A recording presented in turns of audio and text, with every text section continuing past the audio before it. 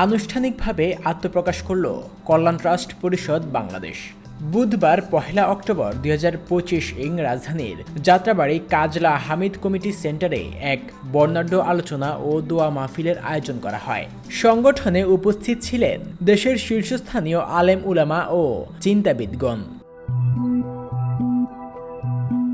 অনুষ্ঠানে সভাপতিত্ব করেন সংগঠনের আহ্বায়ক মুফতি সাকিবুল ইসলাম কাশেমি, আহ্বায়ক কল্যাণ ট্রাস্ট পরিষদ বাংলাদেশ। কল্যাণ রাষ্ট্রের স্বপ্নগামী সকল রাজনৈতিক দলের ঐক্য প্রয়াসকে আরো বেগবান করার জাতীয় প্ল্যাটফর্ম হলো কল্যাণ রাষ্ট্র পরিষদ বাংলাদেশ। অনুষ্ঠানে প্রধান অতিথি হিসেবে উপস্থিত ছিলেন শায়েখ মুসা আল হাফিজ Hafi, chairman Islami history and culture olympiad Bangladesh. অন্যরা কল্যাণ রাষ্ট্রের কথা বলে মানাফে এর ভিত্তিতে, অর্থাৎ তারা বলে আমরা উপকার পৌঁছাবো, যে রাষ্ট্র উপকার দিতে পারে বাস ওটা কল্যাণ রাষ্ট্র।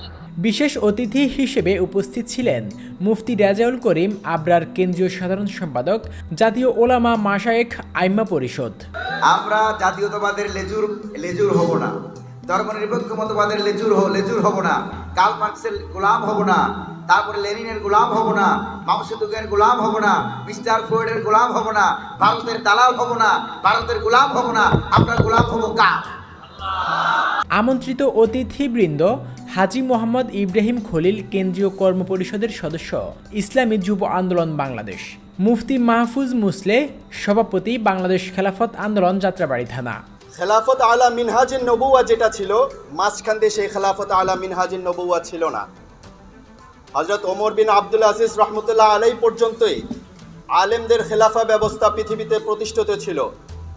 এরপরে যে সমস্ত খেলাফা ব্যবস্থা পৃথিবীতে ছিল, সেই খেলাফা ব্যবস্থা যা জনসাধারণ অথবা মুসলিম যে শাসকরা ছিল তাদের মাধ্যমে ছিল। মুফতি ইমাম উদ্দিন, সহসভাপতি, জাতীয় উলামা মাশায়েখ আইম্মা পরিষদ, ঢাকা মহানগর দক্ষিণ।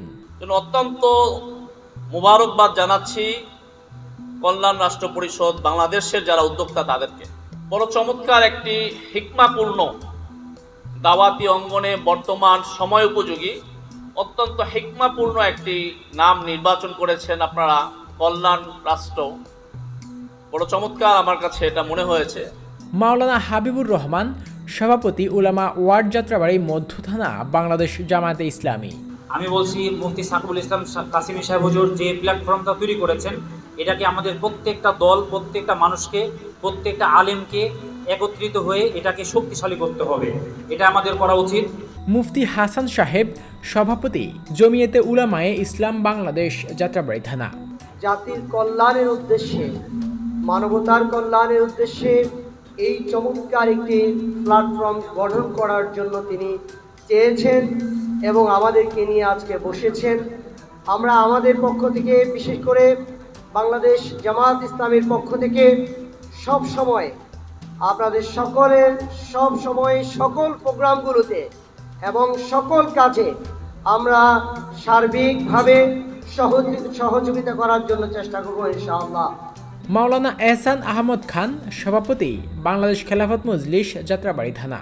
তো যারা অন্য মতবাদ লালন করে তারা যদি বলতে পারে যে আমরা ক্ষমতায় গেলে এটা প্রতিষ্ঠা করব, ওইটা প্রতিষ্ঠা করব, ওইটা প্রতিষ্ঠা করব, তাহলে আমাদের এখানে রাগ রাখার কি প্রয়োজন আছে?